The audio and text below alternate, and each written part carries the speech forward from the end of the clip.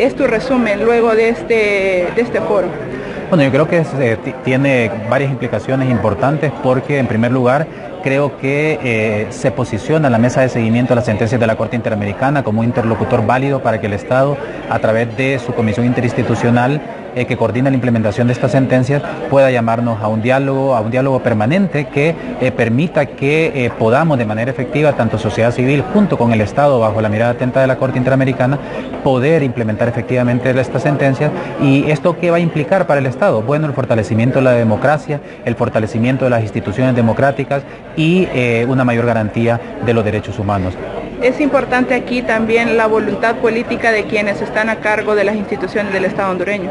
Definitivamente, aquí la voluntad política es fundamental para que se puedan implementar efectivamente estas sentencias. Lo podemos ver en este momento con el anuncio que dio la representante de la Corte Interamericana de Derechos Humanos, en el sentido que el Estado de Honduras va a reintegrar a la magistrada Tirsa Flores y al juez Adán Guillermo López Long gracias a esa sentencia de la Corte Interamericana. Eso implicó voluntad política, independientemente de las razones de fondo, pero eso significa voluntad política, y si ese reintegro va a implicar evidentemente algo muy importante para el Estado de Derecho, que los jueces y las juezas en primer lugar tienen el derecho de defender la democracia cuando se da un golpe de Estado, y en segundo lugar que los jueces y las juezas tienen el deber, tienen la obligación de defender la democracia.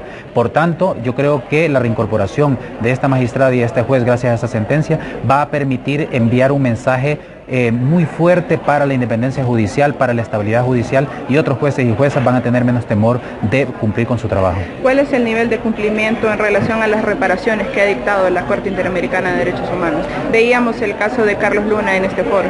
Bueno, hay diferentes tipos de reparaciones que tienen que ver con reparaciones de restitución, reparaciones de satisfacción, reparaciones de garantía de no repetición, que implica, por ejemplo, cuestiones relacionadas con el perdón público, publicación de la sentencia, con el nombramiento de una calle, una plaza en nombre de las víctimas, con el nombre de las víctimas sobre un aula universitaria, la rotulación de un parque, como en el caso de Yanecaguas, y evidentemente la indemnización económica.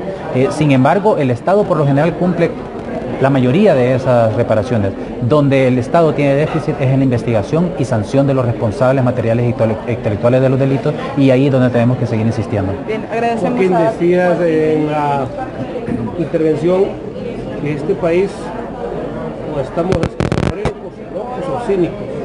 ¿Me explicas un poco sobre eso? Sí, hablamos de un poco de la esquizofrenia o bipolaridad estatal, en el sentido que, por un lado, vemos cómo nuestras autoridades tienen un discurso formal de defensa de los derechos humanos, aprueban tratados de derechos humanos de manera impresionante, pero por otro lado su discurso no es compatible con su práctica, porque su práctica es violatoria a los derechos humanos, y por eso es que vemos estas 11 condenas contra el Estado de Honduras. Sin embargo, esa contradicción entre el discurso y la práctica genera una grieta, y las grietas tienen vacíos, y esos vacíos tienen que ser llenados por la sociedad con el discurso y práctica de los derechos humanos, señalando cuáles son las deficiencias del Estado, impulsando aquellas medidas que son necesarias para que se garanticen los derechos humanos en el país, y sobre todo para que existan instituciones independientes, imparciales, competentes, que puedan cumplir con su obligación constitucional de garantizar lo más importante que tiene el país y que dice la Constitución: la dignidad humana. Vemos además que en los informes y en las presentaciones que hace el Estado hondureño siempre va a plantear como que las cosas en Honduras son color de rosa, pero la realidad es otra, y además a las sentencias no les paran bola, como decimos en el argot popular.